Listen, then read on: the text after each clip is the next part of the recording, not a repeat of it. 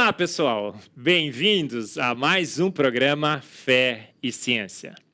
Esse programa que faz essa mistura, na realidade, essa solução homogênea entre fé e ciência. A boa fé e a boa ciência, que sempre andaram juntas e continuam andando juntas, mostrando que fomos feitos prontos por uma mente de extrema inteligência. Boa fé, boa ciência, sempre estiveram juntas. Isso que nós temos mostrado nos nossos programas, vários deles que vocês já devem ter assistido. Se você não assistiu, veja no YouTube da IPP-TV essa série fantástica de programas. E temos trazido aqui também convidados para lá de especiais. E hoje não seria diferente. Na realidade, o nosso convidado é muito, muito mais do que para lá de especial. É meu amigo do peito, meu irmão camarada, como diria, né? Roberto Carlos e tudo mais. Amigo, né, de jornadas, a gente tem estado juntos. É o químico, jornalista, pastor Michelson Borges. Michelson, um privilégio muito grande ter você aqui hoje, no nosso programa. Poxa, Marcos, a alegria é minha, viu? Por todos esses motivos que você mencionou aí, né? Por estarmos aqui num ambiente que trata de ciência, de teologia, de religião, que são as coisas que mais nos encantam, né? E por estarmos entre amigos também, né? De fato, tem sido uma alegria quando participamos aí de eventos, de simpósios, congressos, né? E essa jornada tem sido realmente uma bênção, né? De poder proclamar a boa ciência e a boa teologia. Obrigado pelo convite. Bom, gente, alguém já disse isso, que se vejo mais longe é porque estou apoiado sobre ombros de gigantes. E Michelson tem sido um grande ombro em que eu tenho me apoiado. Às vezes eu tenho textos, mando para ele, né? Michelson, me ajuda. Ele tem estado comigo nos lançamentos dos meus livros. E ele é um grande escritor, jornalista, defensor ferrenho do criacionismo bíblico, da Bíblia como verdade inerrante. Então, a gente quer conhecer um pouco mais do Michelson. Você ficou curioso, né, de saber o que seria o Michelson, o que ele representaria para a defesa racional da nossa fé. Então, Michelson, a gente sempre começa o nosso programa com essa sessão em que damos a oportunidade, ou, na realidade, temos o privilégio de conhecer melhor os nossos convidados. É a sessão hoje Michelson por Michelson. Então, eu queria que você contasse um pouco da sua vida, o que você tem feito, a sua formação, e por que você hoje é convidado do Fé e Ciência. Muito bem. Olha, Marcos, eu amo a boa ciência há muito tempo. Antes mesmo de saber que era possível conciliá-la com a religião, com a teologia, né? Eu nasci num lar católico, era evolucionista, teísta, talvez nem soubesse ainda desses termos e as implicações disso aí, mas era dessa corrente, lia muita coisa sobre darwinismo, né? Ficção científica, Stephen Hawking, Carl Sagan, Isaac Asimov, foram autores que fizeram minha cabeça infanto-juvenil, né? E eu costumo dizer também que boa parte da culpa disso é da minha mãe, porque ao escolher meu nome, ela folheava lá uma enciclopédia científica, meu pai tinha uma coleção, Ciência Ilustrada, capas pretas, assim, né? Os livrões que me encantavam lá na estante, né? E minha mãe estava grávida de mim, folheando um daqueles volumes, e encontrou lá um tal de Albert Abraham Michelson. Só que ela não sabia a pronúncia do nome, do sobrenome, né? E me disse que eu seria Michelson. E a mãe é que dá o tom, né? A pronúncia, né? Quando eu descobri mais tarde que o Michelson, né, o original lá, havia sido o primeiro prêmio Nobel de Física nos Estados Unidos, embora fosse polonês, eu fiquei todo envaidecido, né? Puxa, mas esse nome é importante, né? E, de fato, Michelson, ele, juntamente com Morley, calcularam lá a velocidade da luz, né? Ajudaram outro Albert mais famoso, que foi o Einstein, né? Um camarada importante, talvez você não conheça, você que está nos assistindo não conheça tanto, não tenha ouvido falar dele, mas ele foi um Albert importante também na história da ciência. Posteriormente, já conhecendo mais a Bíblia, né?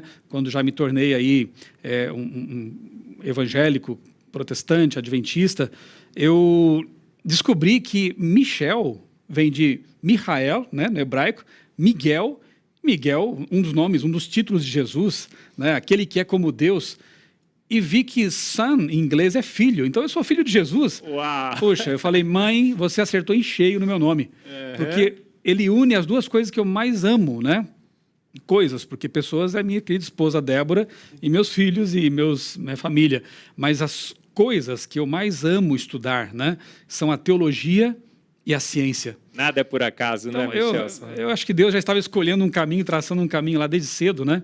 Então, hoje eu sou um apaixonado. Ao perceber, Marcos, que o criacionismo é a perfeita união entre boa teologia e boa ciência, eu fiquei ainda mais maravilhado, né? E eu pude perceber que, na verdade, eu estava me apoiando em ombros de muitos gigantes que já haviam feito esse caminho, como Isaac Newton, Galileu Galilei, Copérnico, Blaise Pascal, um tal de Marcus Eberlin e tantos outros aí, né? Bom, 90% dos ganhadores de prêmio Nobel, né, Michelson? Eu sempre falo aqui no programa, homens que criam e que creem em Deus. Sem dúvida. A gente fica achando que cientista bom é cientista ateu, mas não é assim, né? Pelo contrário.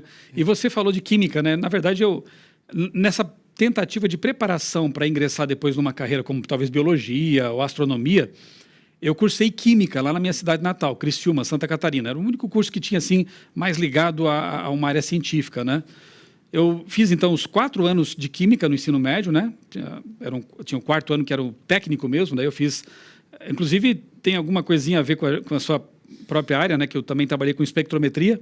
Usava lá um espectrômetro para fazer análise de águas de caldeira ali como estágio, né? Mas eu comecei a fazer um jornalzinho para o colégio lá no ensino médio, acabei me encantando pelo jornalismo. Então eu pensei, acho que eu posso ser um jornalista científico, quem sabe, né? E aí cursei jornalismo na Federal de Santa Catarina, com a intenção de depois me especializar, quem sabe numa carreira mais científica, né? Mas aí veio também a teologia no processo, no caminho. Eu fui contratado pela Casa Publicadora Brasileira, que é uma das 60 editoras adventistas no mundo, essa fica no Brasil, obviamente, pelo nome, né? E ali comecei a trabalhar mais com conteúdos teológicos, né, ligados mais à igreja mesmo e tal. E no meio do caminho também veio depois a ordenação pastoral, eu fiz um mestrado em teologia, e mais recentemente eu terminei uma pós-graduação em biologia molecular. Uau! Isso para, quem sabe, dar mais um pouquinho de força aí no currículo e nas pesquisas. Inclusive a doutora Ana, né, leu ali o meu TCC, pesquisei sobre a questão da origem química da vida, e mais uma vez eu percebi que o pessoal está perdido nessa área aí, né? Completamente. Visitei né, os mais recentes artigos nessa área e percebi que ainda não... O Mysterium Tremendum continua sendo um mistério, né? Então, vocês viram, pessoal, como especial é o nosso convidado hoje. Ele conhece química, fez um curso técnico em química, jornalismo, teologia... qual foi o doutorado em? Pós-graduação em biologia molecular. Pós-graduação em biologia molecular. E com todo esse conhecimento, Michelson, ainda você crê em Deus? Cada vez mais, Marcos. Quanto mais eu pesquiso, mais eu me aprofundo nessas coisas. Veja, eu nunca cheguei a ser um ateu, né? Mas até a minha juventude, há 18, 19 anos mais ou menos, eu fui darwinista, eu fui evolucionista. Eu até esqueci de trazer aqui o primeiro livro que eu escrevi, eu tinha 15 anos. Eu datilografei, né? Esse verbo já nem existe mais. Eu datilografei nas férias de verão um livro que conta a história do próximo passo da evolução humana. Olha aí o pano de fundo qual era, né? Darwinismo puro. Eu cria nesse modelo, né? Nessa ideia, né? Mais filosófica do que científica sabemos hoje. Mas com 18 para 19 anos foi ali, no ensino médio mesmo, cursando química, foi ponto da virada. Eu conheci um criacionista pela primeira vez na minha vida, não sabia que existia isso. E aí foi uma luta, né? Começamos a nos confrontar ideias e foram 3 anos de muita briga, no bom sentido, né? Leituras, eu devorei tudo que eu podia nessa área e, como eu falei, eu fiquei encantado, depois de muita luta, perceber que realmente era possível conciliar a boa ciência com a boa teologia. E aí eu me tornei também um defensor dessa bandeira, porque eu entendi que eu podia usar as ferramentas da comunicação para ser o que eu pensei que seria no darwinismo, mas no criacionismo, um jornalista científico, né? Traduzindo esses conteúdos, né? Você deve se lembrar que eu te entrevistei faz o quê? Acho que uns 10 anos também, né? Eu achei ali a sua pesquisa Eu me lembro até hoje do artigo que eu li seu, né, o primeiro artigo seu, A Assinatura Química de Deus. Sim, né? lembro. E aí eu te entrevistei e dei esse nome para a própria entrevista, né? Então, foi muito legal, Michelson. Então a sua pergunta, a resposta é essa mesmo. Quanto mais eu pesquiso, mais eu me aprofundo, mais eu vejo as digitais do Criador na natureza. E conta especificamente quanto que deu essa sua conversão, Michelson, da irracionalidade do evolucionismo, não é? Porque eu acho isso irracional. Tem irmãos nossos, não é, que tentam ligar a nossa fé com essa irracionalidade. Eu sempre falo, né? Isso é um samba do crioulo doido. Não sei se você conhece essa expressão, né? E quando que deu essa sua conversão da irracionalidade do evolucionismo, aquela história de que urso nadando de boca aberta teria virado baleia, né? Que somos amebas evoluídas, para a racionalidade do design inteligente, da percepção de que um Deus todo-poderoso fez o universo, fez a vida e os fez prontos. Quando é que foi exatamente isso? Conta um pouquinho para a gente.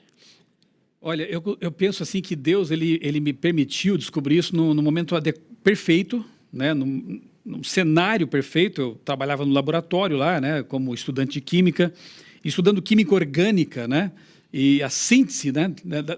Então, assim, não dava para conceber a ideia de coisas inorgânicas sem informação, né, aleatórias, pudesse então de repente eclodir em algum momento informação genética de tal montante que, como o próprio Dawkins admite, né, uma ameba tem lá no seu núcleo 30 volumes de uma enciclopédia, não é? Impossível, né? Então, ali naquele momento, estudando a química da vida, e aí sendo confrontado por esse jovem estudante muito também interessado nessas questões, também fazia química, né?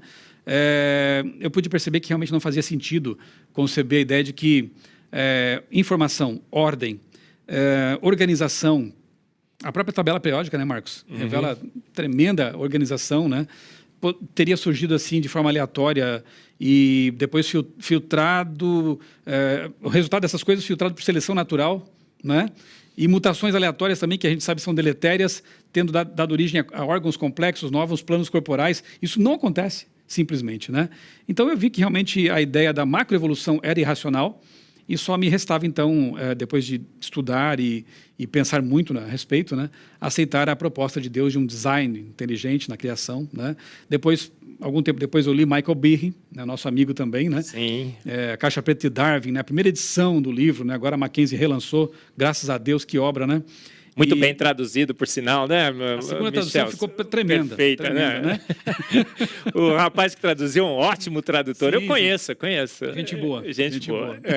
Químico também. Químico. Então, o livro de Michael Behe e outros, né, com que eu fui me deparando ao longo da minha carreira aí, só foram confirmando aquilo que eu já havia percebido no laboratório, nas minhas observações, nos meus estudos.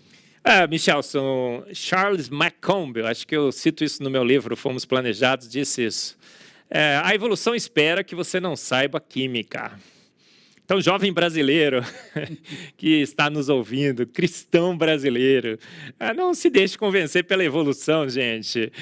Tem dois aqui que conhecem um pouco de química, já navegaram pelo evolucionismo. Eu também fui um evolucionista teísta.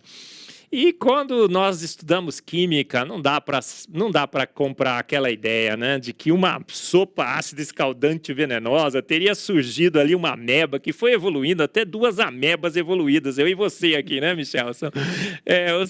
Você acha que isso é boa ciência que os jovens cristãos brasileiros deveriam adotar? Isso é filosofia, né, Marcos? Não dá para você pegar essa questão da macroevolução, da origem, a suposta origem química da vida, e querer transformar isso em ciência observacional, ali, testável, né, como a gente faz no laboratório, né?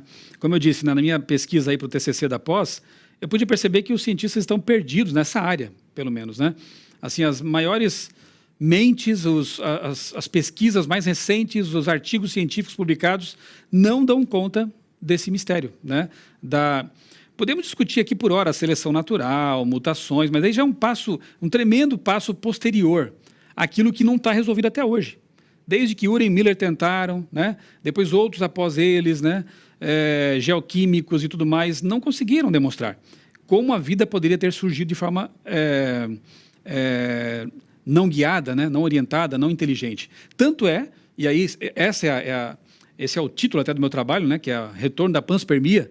Tanto é que estão jogando a batata quente para fora de novo, para o espaço, porque não surgiu aqui. Não dá tempo, não tem condições. Então ela tem que ter surgido no espaço. Ah, mas como foi lá? Bom, aí não sabemos, porque não estamos lá para ver. Apareceu em algum local aí, ela veio a bordo de um meteorito, caiu na Terra e evoluiu. Olha, eu sinceramente assistia muito filme de ficção científica quando era jovem.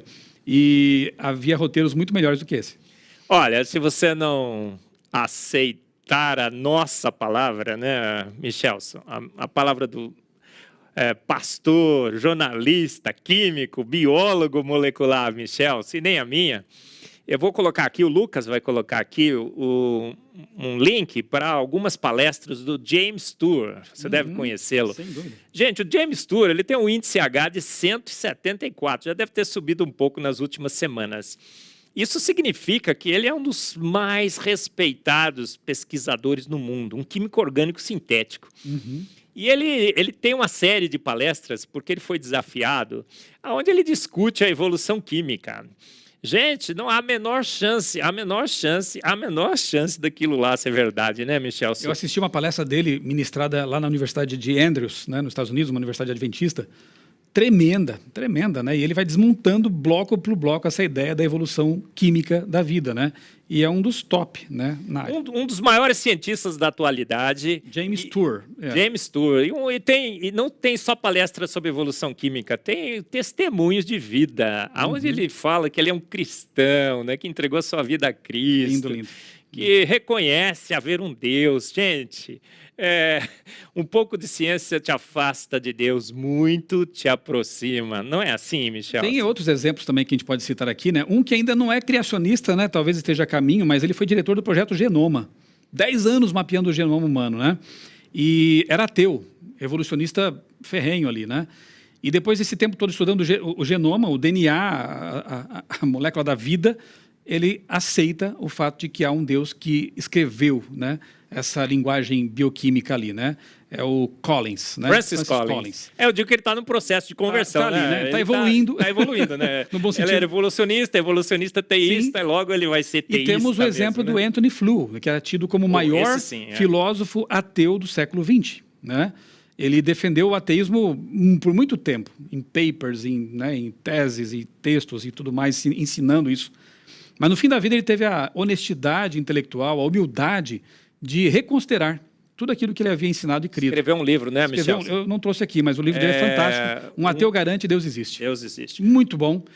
Gente, Michel também é um grande escritor, tem escrito grandes obras. E ele trouxe algumas aqui. Eu vou mostrar para vocês. Depois a gente vai colocar um link aí onde você pode acessar. cpb.com.br. Isso, o Lucas vai colocar o link. E, ó, gente, esse aqui, ó. Que livro é esse, Michel? Fala um pouquinho sobre ele. Esse livro aí, Marcos, é uma coletânea de entrevistas.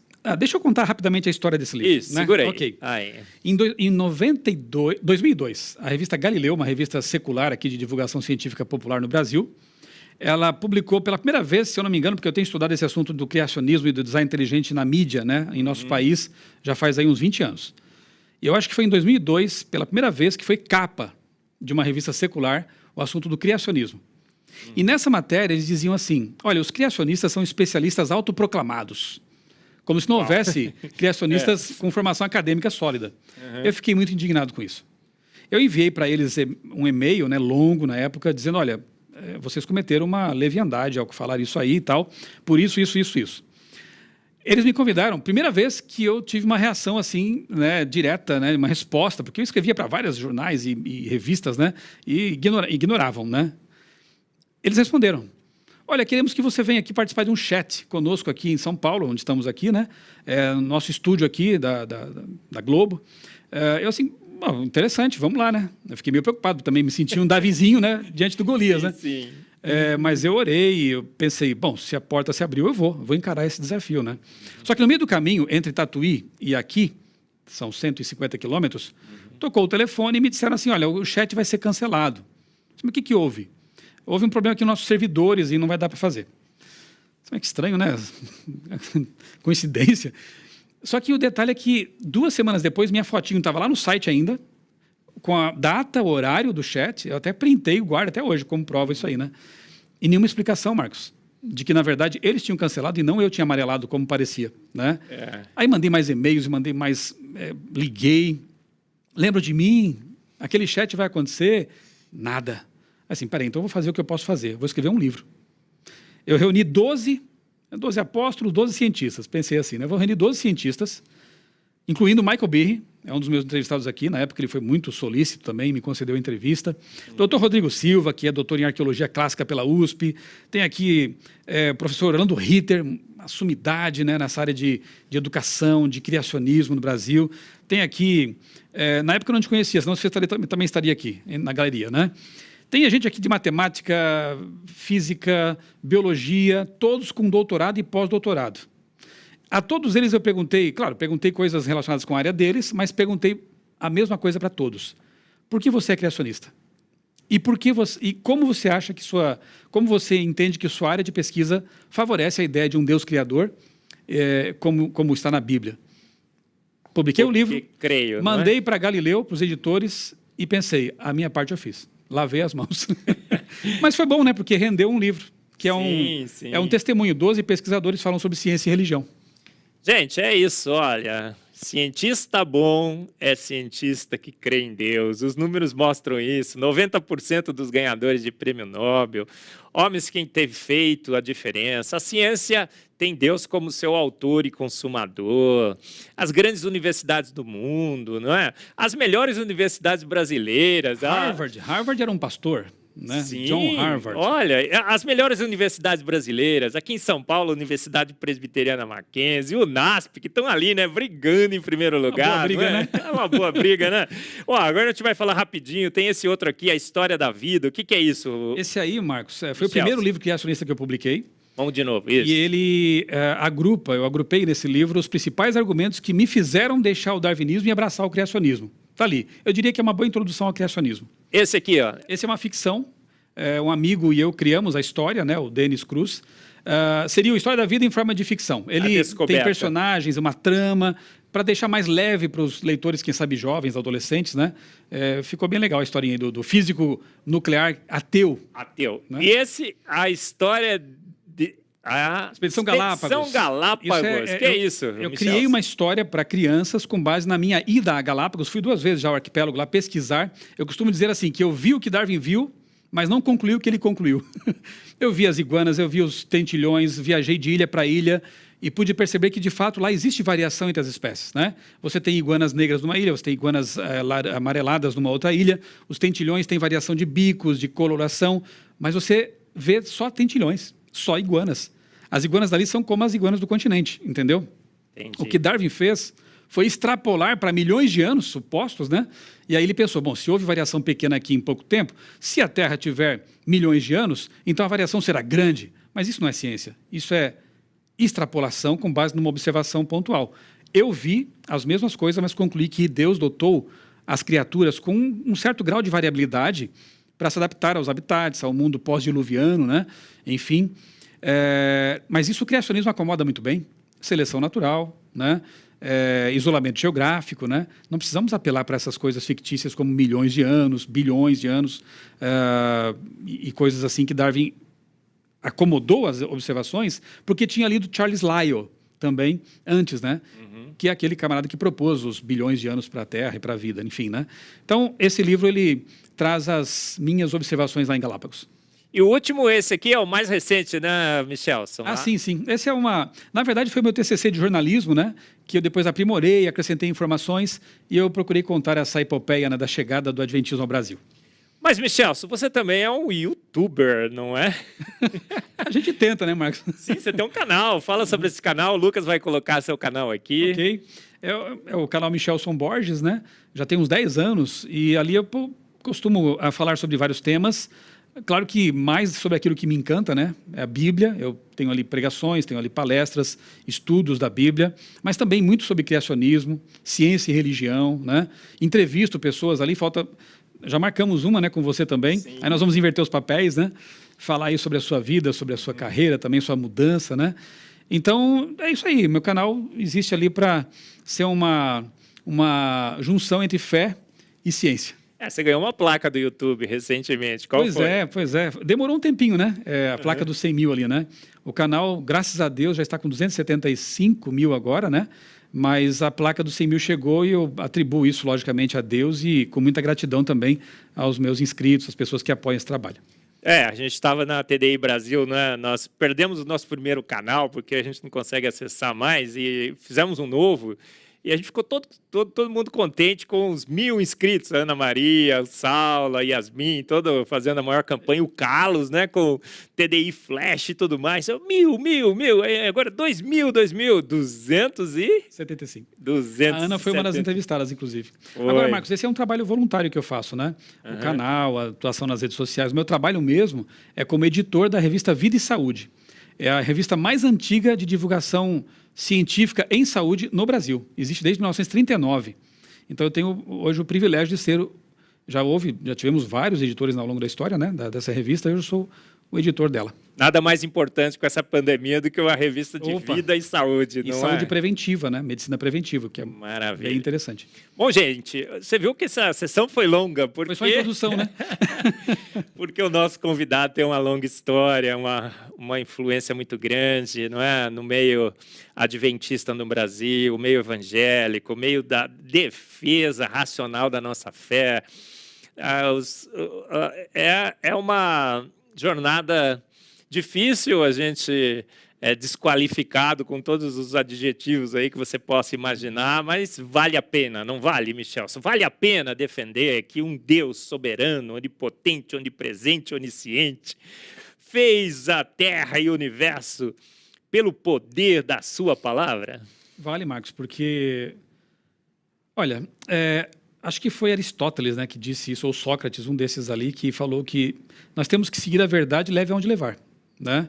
E eu sempre entendi que, mesmo que custasse, né, sacrifício, desgaste e às vezes até sofrimento, né, o que importa é realmente seguir a verdade. Richard Whately, que é um teólogo cristão, ele também dizia assim que é mais importante do que ter a verdade do seu lado é estar do lado da verdade, né? Então, acho que para nós cristãos isso é que importa, né? Conhecereis a verdade e a verdade vos libertará. Mas Michel, deixa eu interromper você. Outros sofreram também no passado, né? Tanto cristãos cientistas quanto os próprios apóstolos, né? Quem sou eu para querer menos? Claro, mas olha, tem uma corrente no Brasil, a gente sempre fala dessa corrente aqui, tá? Porque eu acho que é extremamente importante, gente. A gente precisa saber para onde a gente vai. Que diz o seguinte: fé e ciência, Marcos, o que é isso? O que é esse casamento aí que você está falando? Que solução homogênea é essa? Na realidade, a fé já sucumbiu à ciência. Na realidade, Gênesis 1, 2, 3 é a alegoria, essa Bíblia que você está segurando aí, empresta aqui para mim, né? Essa Bíblia que o Michelson trouxe aqui, essa palavra, né? Sagrada, inerrante.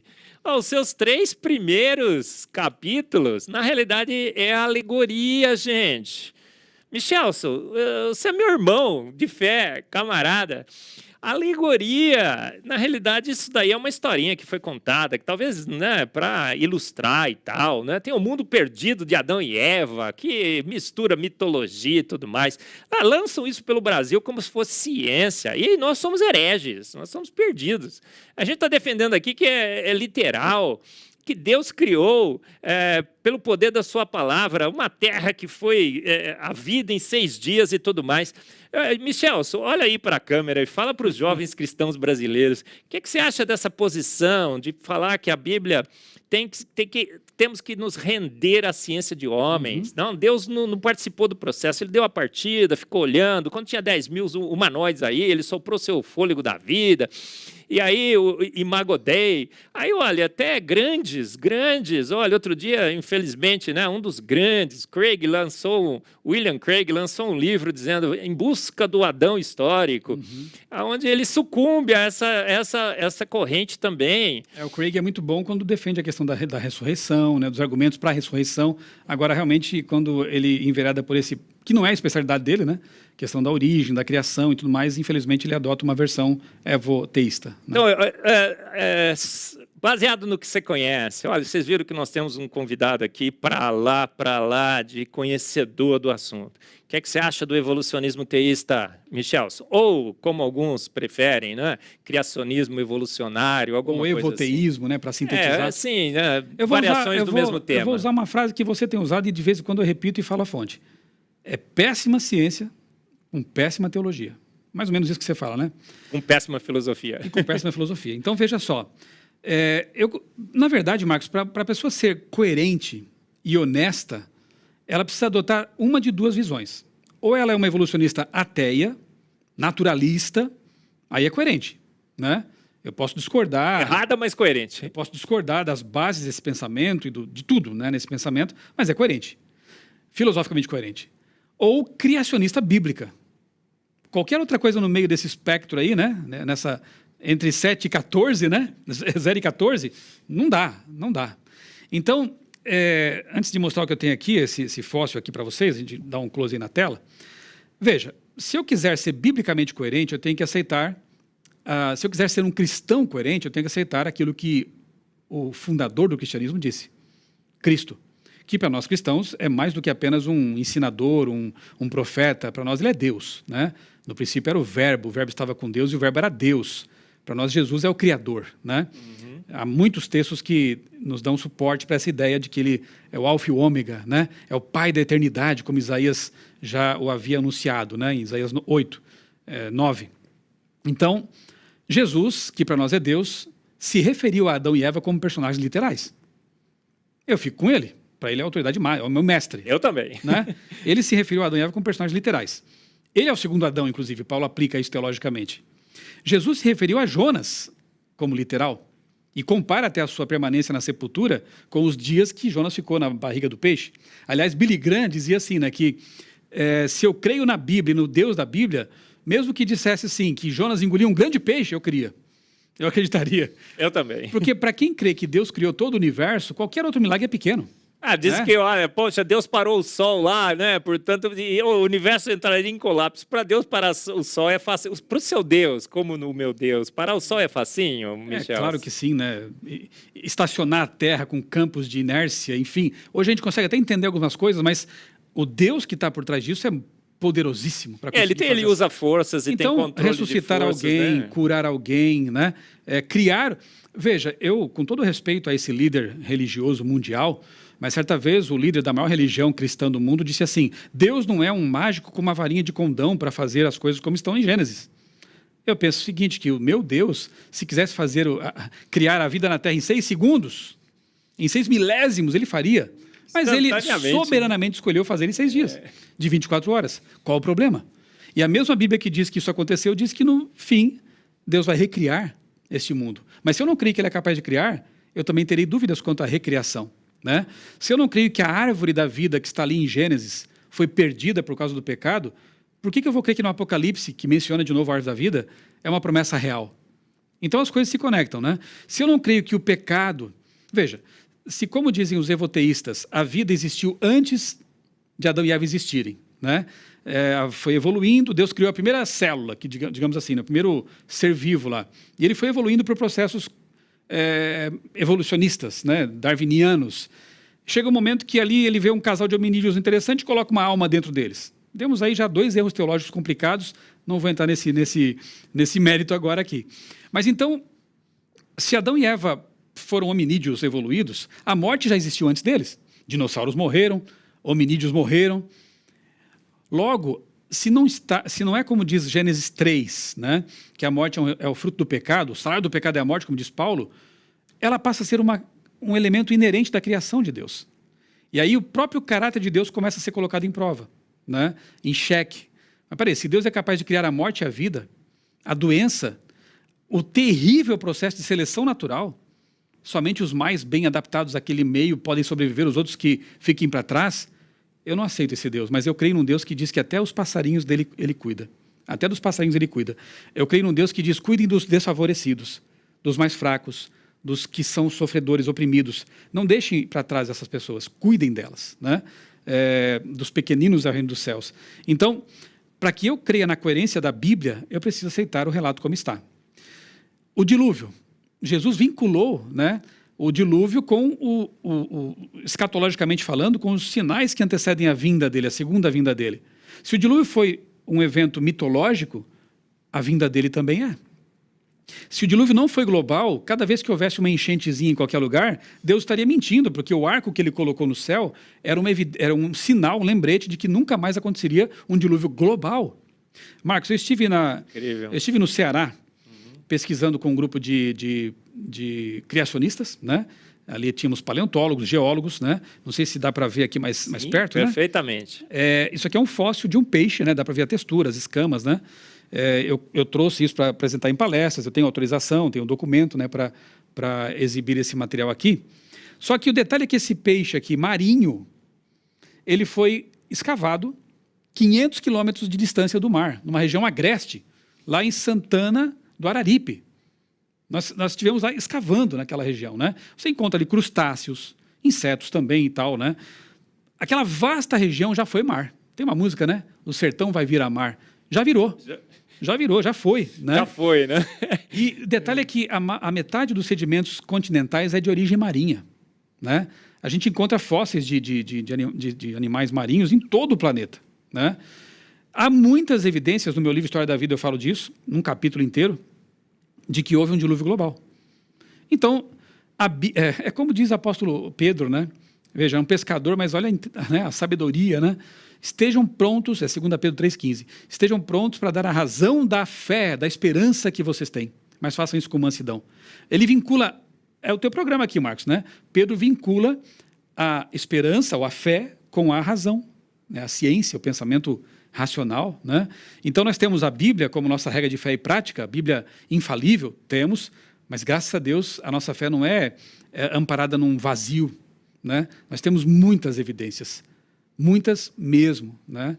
E eu poderia ficar falando aqui de outras mais. Não, mas vamos falar sobre essas evidências, Michelson, porque o nosso programa aqui é Michelson Borges, um jornalista, um químico, um teólogo, um biólogo molecular. Por que, Michelson, você crê em Deus? A gente pensou em falar sobre as top 10, né? As 10 melhores evidências. Não sei se vai dar tempo. Não dava tempo, a gente pegou 4, então, né? Mas você trouxe até algumas... Trouxe. Eu tenho uma palestra no meu canal, se depois vocês quiserem aí assisti-la com mais tempo, né? Mais de 1 hora ali. Razões para crer. Um jornalista ex-evolucionista analisa as evidências, as principais evidências para a existência de Deus. E eu tomei tempo para analisar 4 delas. Tem outras mais, né? Tem uma que eu nem me atrevo, porque é matemática pura, que é a do Gödel, né? Kurt Gödel. Vale a pena, viu? É o argumento ontológico, né? Para a existência de Deus. É um teorema que mostra matematicamente e logicamente que Deus existe. O Saulo esteve aqui falando sobre a matemática, que bom. Né? A linguagem de Deus. Porque daí né? eu já não me atrevo a entrar nessa área. Sim. É bem complexo, mas é muito interessante, né? No dia que eu entender direitinho, eu volto para falar. O dia que eu aprender mecânica quântica também, né? Também. A gente discute. Você fala de matemática, eu falo da mecânica quântica. Mas as 4 que eu costumo mencionar nessas palestras aí, inclusive eu fui convidado para fazer uma palestra num ambiente, numa universidade secular, e eu então preparei esse material para isso, né? Como que eu abordaria o tema diante de pessoas que não têm a mesma fé que eu, né? Aí eu começo pelo argumento cosmológico.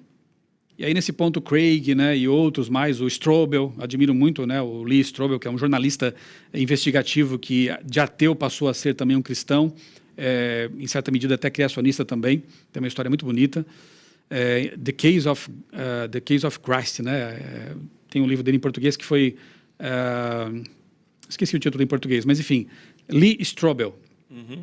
O argumento cosmológico é trabalhado por vários autores assim, apologetas muito bons, né? Que é aquela ideia assim, é um silogismo, né? Tudo que teve um começo tem que ter uma causa. O universo teve um começo? Se teve, tem que ter uma causa.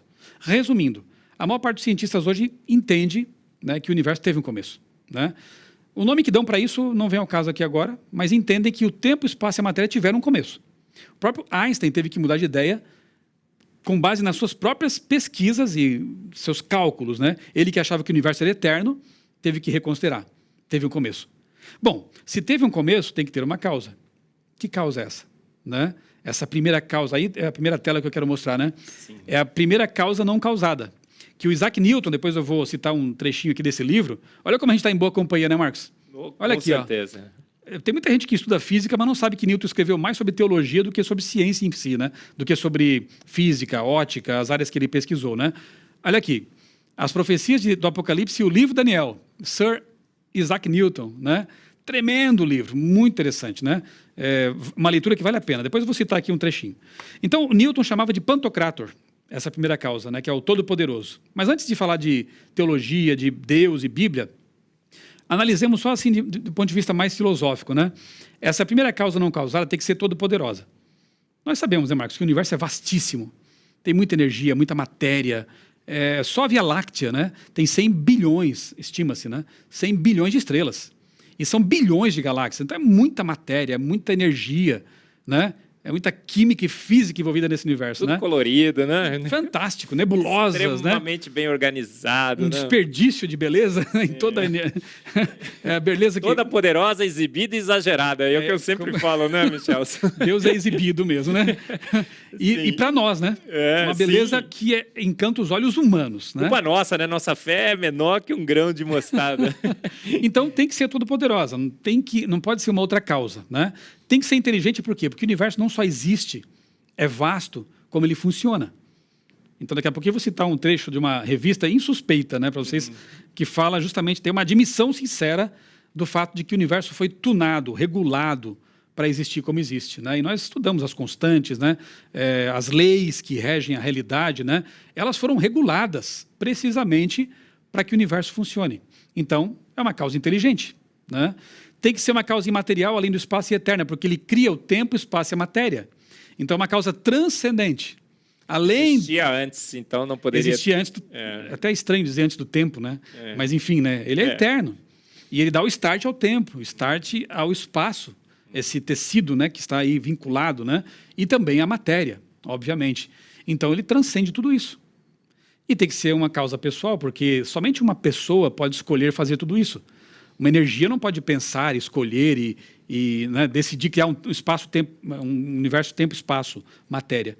Tem que ser uma causa pessoal. A gente vê a arbitrariedade do universo, muitas coisas... A antevidência. Tem um livro com esse título. Alguém escreveu, Alguém né? escreveu aí, é bem bom também.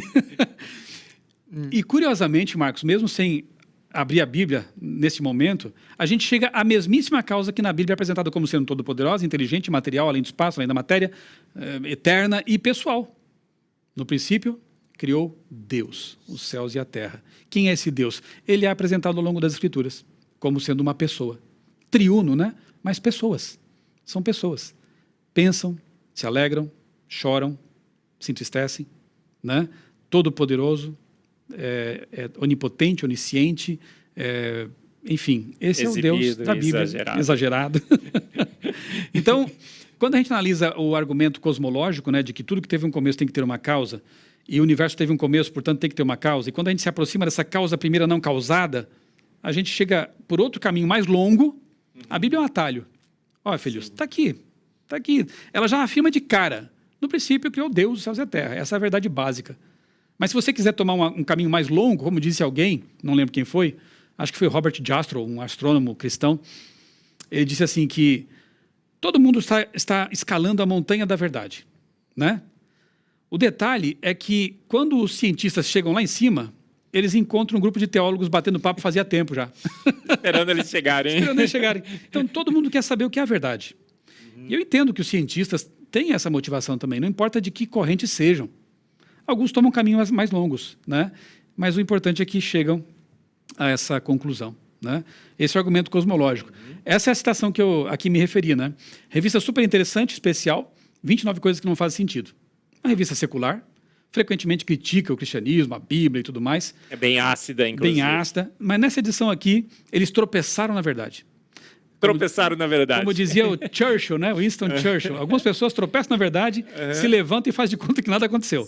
Né? Aqui foi um caso, né? Se a gravidade fosse um pouco mais forte, as estrelas teriam vida muito curta e nunca haveria tempo hábil para a evolução das espécies. Veja que eles já assumem como fato a evolução, né? Todo o universo tem que se configurar para aceitar a evolução, né? Se fosse mais fraca a gravidade, não seria capaz de agregar massa em estrelas.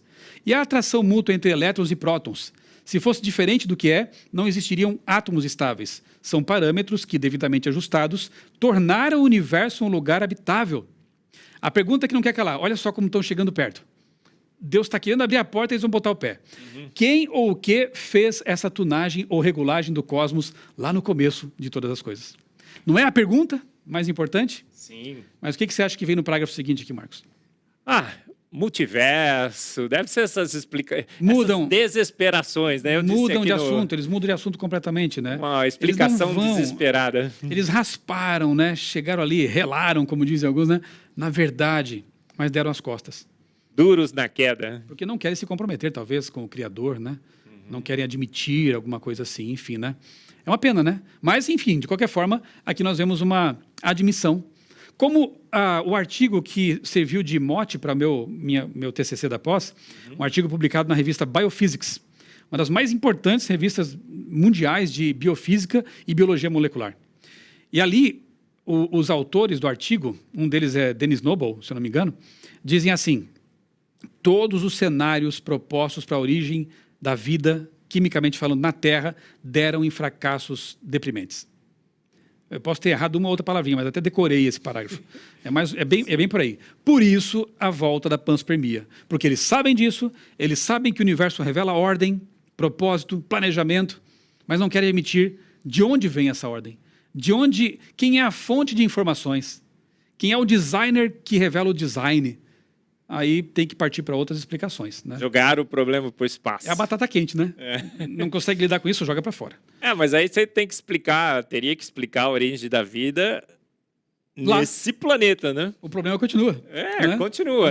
Não, só deslocou de lugar, né? Exatamente. Muito bem. O segundo argumento é o argumento da teleológico, né? Telos, né? Projeto, propósito, intencionalidade. O silogismo é parecido, né?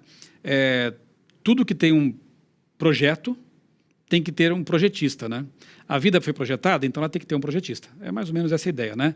Se tem um projeto, pressupõe-se, é forçoso haver um projetista. Nós estamos numa casa, teve que alguém elaborar aqui o projeto estrutural, colunas e vigas, e tem que calcular bem isso aí, senão eu saia correndo daqui agora, se não houve um projeto estrutural. Então tem que haver um projeto. A vida foi projetada? Essa é a pergunta que deve ser respondida, porque se a resposta for sim, forçosamente a vida tem que ter um projetista. E a gente sabe muito bem, né, Marcos? Você escreveu livros sobre isso. Fomos planejados. Fomos planejados, né? Então, eu citei já aqui um caso aí de Richard Dawkins, um biólogo ateu militante, que fala que a ameba tem no seu núcleo, né, 30 volumes de uma enciclopédia. Se o nosso genoma fosse transformado em livros, daria uma pilha de 100 e tantos metros de altura. É uma biblioteca vasta dentro de nós. Cada célula humana tem 1,5 gigabyte de informação. Então, em termos redundantes, nós temos aí zettabytes de informação dentro do corpo.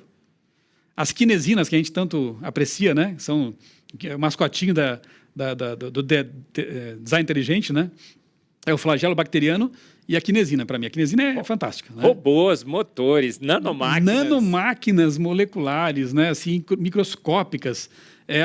Cada célula tem milhares de quinesinas caminhando ali nos microtúbulos, né? Alocando vesículas ali no local certo, e tudo isso automatizado. E aqui é o ponto que eu quero mostrar na tela, né? Leonard Mlodinow, inclusive foi amigão do Stephen Hawking, né? Um físico. Ele escreveu esse livro aí, Subliminar, como o inconsciente influencia nossas vidas. E ele diz aqui, com base em pesquisas, obviamente, que 70% do processamento cerebral é automatizado, Marcos. Ou seja, você está dormindo, as quinesinas estão lá funcionando. Você está dormindo, o diafragma está expandindo e contraindo para você respirar. Você está dormindo, os processos de quebra, né, de nutrientes no estômago estão acontecendo. Você está dormindo, tudo funciona, né, e você está ali na boa. Você acorda, você tem 30% livres para pensar, sonhar, amar, né? Eu espero que ocupar com coisas boas, né? Sim. Eu louvo a Deus por essa automação, porque se eu tivesse que conscientemente processar tudo isso, imagina você, Marcos, você está lá fazendo uma palestra e de repente você se dá conta de que uma quinesina lá está levando uma coisa para o lugar errado. Aí você tem que parar, né? Conscientemente e processar, corrigir o caminho. E ao mesmo tempo você está monitorando a temperatura do ar com os sensores na pele, você está ouvindo a minha voz e o cérebro está processando as ondas eletromagnéticas, as ondas sonoras, você está recebendo ondas eletromagnéticas pelos olhos, enviando para o cérebro por meio de fibra ótica, né? De última geração, porém ela é bem antiga, tem uns 6 mil anos por aí, né? O cérebro decodifica essas informações, transforma para você em cores, né? Tudo isso acontece simultaneamente. Nós estamos processando a textura desse sofazinho aqui com a nossa pele, os sensores táteis, né? Essa enormidade de processamento, de sensor, né, de sensores, de interpretação cerebral e neurônios especializados nisso, acontece instantaneamente. Michel, no meu livro, Antevidência, eu cito um exemplo que fica bem dentro dessa sua colocação, né, desse argumento, sobre a respiração. A gente está dormindo e continua respirando, mas a gente acorda, não é? E continua automaticamente respirando. Mas você pode assumir o controle, não pode? Sim. Você pode intensificar, mas pode parar a respiração também. Mas você sabia que ninguém pode se suicidar cancelando a respiração? Você pode prender a respiração por 1 minuto, 2 minutos, 3 minutos. Acho que o recorde mundial aí são 14, 15, 16 minutos. Mas chega um momento que o cérebro percebe que você está fazendo uma estupidez. Uhum. Ele te deu essa permissão para você controlar a respiração, mas ele fala, cara, você está se sufocando. E você não consegue se suicidar por sufocamento. O cérebro pega, Cabeção, tá fazendo uma coisa errada, né, Michel? Aí ele pega e reassume o controle para que você não morra. Como, gente, uma grande explosão, né? Processos não guiados, evolutivos, né? Sem realmente um ser de extrema conhecimento, antevidência, né? Ele antevidência carinhosa de saber o seguinte, olha, se houver um pecado, né, uma quebra, uma ruptura no plano original de Deus, de bondade, de perfeição, o que faremos? Eu comparo com o plano da redenção. Deus não foi pego de surpresa. E se pecar, o que faremos? Não, já estava planejado que Jesus morreria pela salvação da raça humana, né? Salvação pela graça, né? Então, ele fez o mesmo no campo da biologia, por exemplo. Se houver esse problema, o DNA sofrerá problemas também e terá que haver reparos. Todo o tempo o nosso corpo está promovendo reparos, não é? Esse sistema já tinha que estar funcionando bem na primeira vez em que foram necessários. Então, isso é a antevidência carinhosa de um criador que já viu lá na frente as coisas, né? Magnífico. 70%, viu? 70% automático. Bom, o outro argumento, Marcos, aí eu já entraria mais diretamente na teologia, na Bíblia, né? Não dá tempo de ficar detalhando essa questão aqui, então naquela palestra eu falo mais sobre isso. São os argumentos arqueológico e profético. Porque, bom, eu aceito, são os passos naturais, né? Ok, eu me convenci de que há um Deus criador. Tive alguns vislumbres de como ele é, com base na filosofia, na ciência, né? Mas a suprema revelação dele é a Bíblia Sagrada, né? Aqui nós conhecemos o caráter desse Criador, né? A expressão máxima dele é Cristo. Quem me vê a mim, vê o Pai, né? Então, se você tem medo de Deus, não precisa. Ele pegava crianças no colo, ele perdoava pecadores, ele andou com pecadores, né, para transformá-los. Então, não precisa ter medo de Deus, porque ele falou, olha, o que eu faço... o Pai também é assim, ele os ama também, né? Bom, mas quem me garante que este livro, tem outros livros de tradição religiosa antigos, né? Mas o que me garante que este livro aqui realmente é a suprema revelação de Deus, né? A gente já sabe que ele coaduna com a ciência. Eu tenho até um capítulo em meu livro que fala disso. Sim, eu tenho uma palestra... Antecipações científicas na Bíblia. A autoridade científica da Bíblia, né? O Lucas vai colocar aqui para você assistir também. Peso do ar. A circuncisão no 8º dia, porque nesse dia a protrombina está em 110%, né? Então a coagulação vai ser perfeita. Isso, e por aí vai, né? A Terra flutuando no espaço, né? Numa cultura em que eles não acreditavam nisso, né? Enfim, ela passa no crivo. Não é um livro de ciências, mas quando fala disso, ainda que tangencialmente, acerta em cheio, né? O argumento arqueológico, ele pelo menos nos dá a certeza de que o pano de fundo histórico da Bíblia é confiável, né? Nós temos, por exemplo, os manuscritos do Mar Morto, né? Descobertos na década de 40 em Qumran, que confirmaram que o texto bíblico passou pelos séculos e séculos, né? Mesmo tendo várias cópias, não foi adulterado, a mensagem não se perdeu. Isso é um milagre de Deus, né? Saber que a nossa Bíblia hoje, embora seja traduzida para o português, no caso dessa aqui, é o mesmo texto original, né? Que Jesus leu na sinagoga. Incrível. Autorizado pelo próprio mestre, né? Então, assim, isso é tremendo. É o livro que mais conta com manuscritos antigos para confirmá-lo. Né? Milhares de manuscritos antigos, cópias, né? Fragmentos, alguns inteiros, como o livro de Isaías está lá em Jerusalém inteirinho, né? Nos manuscritos do Mar Morto. A história dos Césares, por exemplo, Marcos, tem muito pouca evidência histórica, e o pessoal não duvida que existiram, né? A história de Alexandre o Grande começou a ser registrada 300 anos depois da morte dele por Heródoto, né? No entanto, os evangelistas começaram a registrar a vida e a morte de Jesus 30 anos depois. Tinha muita gente viva ainda, que podia desmentir a história. Herodes estava vivo. Como fonte de Nicodemos estava vivo. José de Maté estava vivo. Eles podiam dizer assim, ó, tira o meu nome dessa história porque é mentira. Isso é tudo fake news. Mas eles não desmentiram. Aliás, seria muito fácil desmentir, é só mostrar o corpo de Cristo, né? Ninguém conseguiu. Tiveram que inventar uma história mirabolante de que um grupo de maltrapilhos judeus derrotou uma tropa romana, moveu a pedra, rompeu o lacre e roubou o corpo. Isso é fake news. E essa história foi inventada porque o corpo não estava mais lá. Então, a ressurreição de Cristo é um fato, né? É um fato substancial, né? Confirmado por evidências muito fortes, até jurídicas, né? Bem, nós temos, então, os manuscritos do Mar Morto, nós temos, por exemplo, o papiro de Pulver, né? Durante muito tempo, duvidavam que a história do Êxodo, a passagem do Mar Vermelho, as pragas, tinha sido real. Ah, só está na Bíblia, então deve ser uma historinha inventada por hebreus, né? Como se não fosse um documento histórico. Sim. Aí encontra um papiro em que um sacerdote egípcio faz uma prece ao deus Horus e reclama. Ó Deus, Horus, nós estamos aqui cheios de feridas, o gado morre no pasto, o rio virou sangue. Pronto. Os críticos tiveram que fechar a boca mais uma vez, né? A história é real, né? Enfim, Marcos, tem mais de 40 personagens bíblicos tiveram a sua historicidade confirmada. Acharam o anel de Jezabel.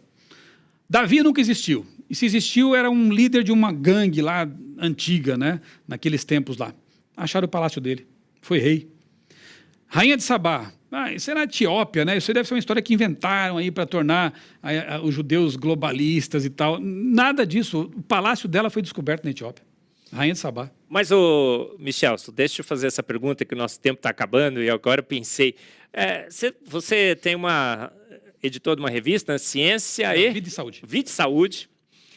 E há verdades bíblicas sobre a saúde? Olha, Marcos, isso daria um programa, né? Porque a gente costuma chamar lá de 8 remédios naturais, né?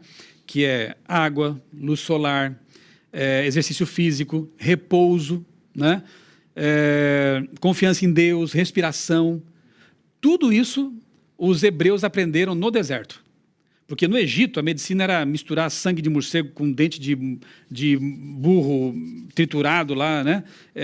Fezes de rato, eles faziam uma beberagem ali, davam para o faraó beber, se o faraó não morresse, convenhamos, não morria mais, né? Então, a expectativa de vida no Egito era de 50 anos, baixíssima ali, né? 40, 50 anos, como na Idade Média também foi, né? Quando os hebreus saem dali e começam a viver essas orientações preventivas de Deus, Davi registra que a vida de uma pessoa naquele tempo era 70, 80 anos, né? Depois vive mais, mas já cansadinho, né? Já está idoso, né? Mas de 40, 50 para 70, 80. O que aconteceu? Eles abandonam aquela medicina de crendices, de ocultismo, e adotam uma medicina científica. Hoje a gente sabe, está confirmado por muitos e muitos trabalhos acadêmicos e pesquisas, né? Que realmente a água é um remédio. Michel, ar, o repouso, o exercício e por aí vai. Sim, tinha um procedimento médico, não é, que o médico atendia lá um morto, fazia autópsia, tocava e depois ia atender. Na Europa, né? Na Europa. Atendeu as mulheres grávidas, por exemplo, não é? Era um absurdo, um né? absurdo. Mas se tivesse lido a Bíblia, o que eles fariam? Moisés, ele ensinou o princípio da quarentena, né? Se alguém estivesse com uma doença ali que aparentemente era contagiosa, separava do acampamento. Tocasse um morto. E tinha que se lavar totalmente, né? Água corrente, né? Perfeito, né? E aí, se tivesse... O sacerdote, não tinha médico naquele tempo, o sacerdote observava, está curado, pode voltar.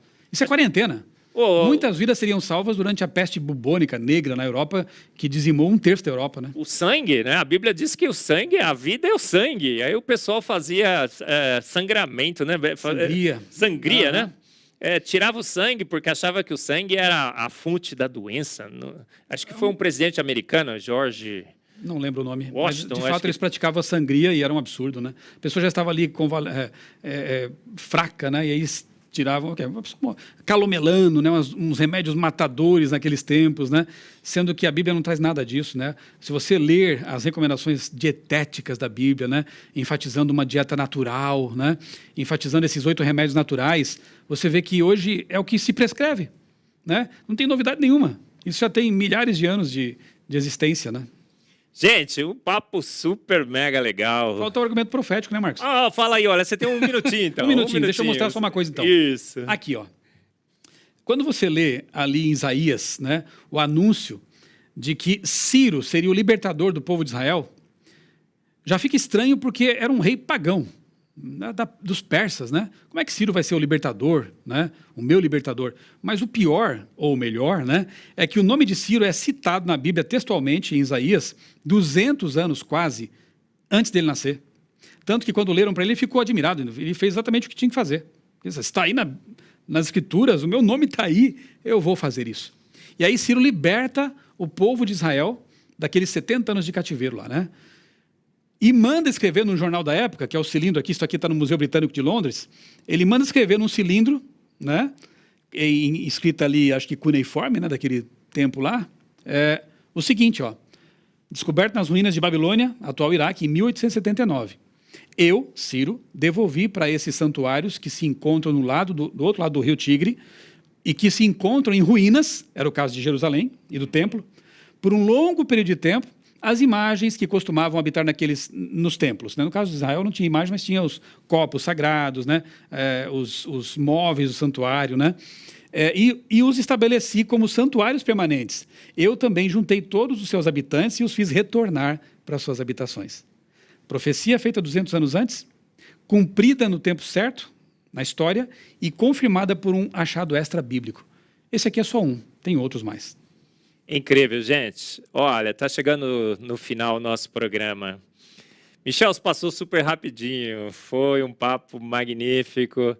Evidências e mais evidências na ciência, na química, na física, na cosmologia, na biologia molecular, na nossa fé, que essa nossa fé é uma fé alicerçada na razão. A gente temos que estar sempre pronto para dar a razão da nossa esperança. E essa razão a gente percebeu hoje, né, que estamos atolados, afogados em evidências que um grande Deus fez o universo, fez a vida e os fez prontos pelo poder da sua palavra. Então, esse meu irmão, amigo de fé, camarada, compartilhamos essa mesma fé nesse mesmo Deus, não é assim, Michelson? E somos irmãos na fé. Deixa eu fazer uma pergunta que já fizeram para Jesus. Michelson, o que é necessário eu fazer agora que sei que esse Deus existe para que eu seja salvo por ele? O que você diria? Eu vou dizer para você que está nos assistindo o mesmo que foi dito para o apóstolo Paulo, quando ele foi confrontado com essa questão. Creia no Senhor Jesus e será salvo. Tu e a tua família, a tua casa, né? O primeiro passo é crer. É aceitar esse Deus maravilhoso, o que ele fez ao criar o universo, ao criar a vida, ao criar você, mas também ao oferecer a esperança de vida eterna por meio de Cristo na cruz. Então, o primeiro passo, sem dúvida, é crer. Mas, como vimos aqui nesse programa, em tão pouco tempo, né, as evidências estão espalhadas por todo o universo. Então, não é uma fé sem base, né? Nós temos muitas evidências. Então, faça a prova, né? Marcos, se você me permite, eu quero terminar com uma história que eu acho tão interessante. 2 versos apenas. Sim, prometo. Claro, toda a permissão. Teve um momento que Jesus ressuscitou. Para os discípulos foi demais para a cabeça deles, eles não entenderam isso, não tinham compreendido isso, né? E o fato é que Jesus aparece para Maria Madalena, né? E incumbe essa filha dele de contar para os demais. Olha, diga que eu estou vivo. Aliás, se fosse uma história forjada, era um tiro no pé, né? Porque as mulheres não tinham voz naquele momento, naquela cultura, e uma mulher que havia sido possuída pelo diabo, tinha uma vida torta, passada, né? Mas que foi resgatada por Jesus, olha a graça aí, né? E foi salva. Deus fez dela a primeira emissária da grande notícia, da boa nova. E ela volta e conta, né? Aí Pedro fala assim, ó, Lucas 24, 11 e 12. Para eles, para os discípulos, tais palavras das mulheres pareciam um delírio. Eles não acreditaram no que as mulheres diziam. Pedro, porém, eu gosto desse porém, levantando-se, correu ao túmulo e, abaixando-se, viu somente os lençóis de linho e nada mais, e retirou-se para casa admirado com tudo que tinha acontecido. Eu quero te convidar, nosso amigo, nossa amiga que está assistindo, a ser como Pedro, sabe? Porque ele foi um verdadeiro cientista aqui, né, Marcos? Sim, foi. Eu posso até não acreditar no que você está me dizendo agora aí, que esse doutor Marcos aí, o que esse Michel estão falando, eu não sei não, eu estou com o pé atrás. Tranquilo, eu também já tive os 2 pés atrás muitas vezes. Mas não faça como alguns que duvidam, mas ficam sentados. Não correm para ver com os próprios olhos. A notícia era tremenda, a tumba está vazia. Jesus não está mais lá. Era morto e reviveu. Espera lá, não acontece isso. Isso é impossível. Tinha uma tropa romana, não dá, eu não aceito, não acredito. Tudo conspira para que eu não aceite isso. Porém, ele se levantou, correu para a sepultura e teve contato com a grande notícia, com a boa nova. Então, meu convite para você que está nos assistindo, esse programa maravilhoso aqui, Fé e Ciência, faça o mesmo, né? Levante-se, vá atrás das evidências. Eu tenho certeza que você vai ter uma grande surpresa também. E quando você pede a ele evidências, ele não repreende. Tomé também pediu, né? Ele queria ver. Foi contemplada a fé dele. Aí Jesus falou assim, toca, Tomé, toca. Eu te fiz, eu sei que você precisa de evidências, que você precisa, primeiro, a tua mente ser convencida. Gente, super legal. Michelson, foi magnífico o nosso papo. Meu irmão de fé, cremos no mesmo Cristo, não cremos, Michelson? E cremos nas mesmas evidências. Cremos não, a gente entende pelas evidências, da mesma forma que o universo e a vida foram feitos prontos, que Gênesis 1, 2 e 3 são literais, toda a Bíblia, a palavra. Por isso que é meu irmão, muito mais do que amigo, do que colega, do que químico, como nós dois somos. Meu irmão na fé, Michelson Borges, foi um privilégio imenso, imenso.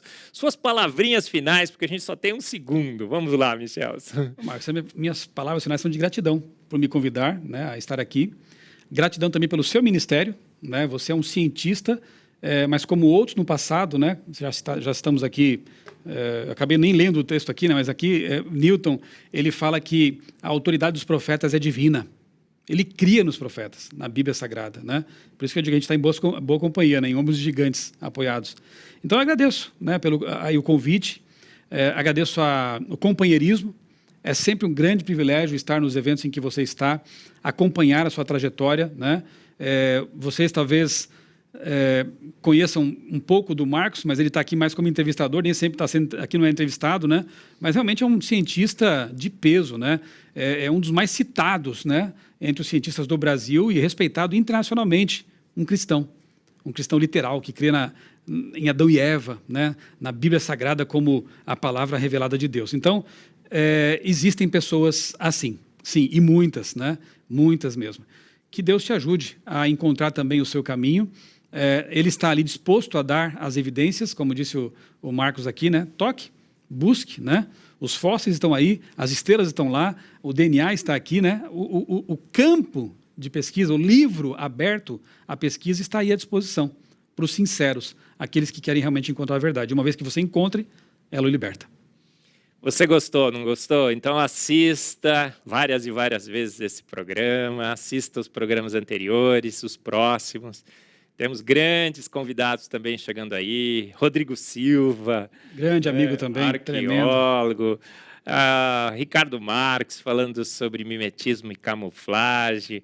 O Rafa ali de Curitiba sobre o registro fóssil. Jovens, doutores, né? Gente que estuda. Amém. Então, olha, não perca todas as edições do Fé e Ciência aqui na sua IPP TV. A TV da Igreja Presbiteriana de Pinheiros. Venha sempre com a gente. Até o próximo programa.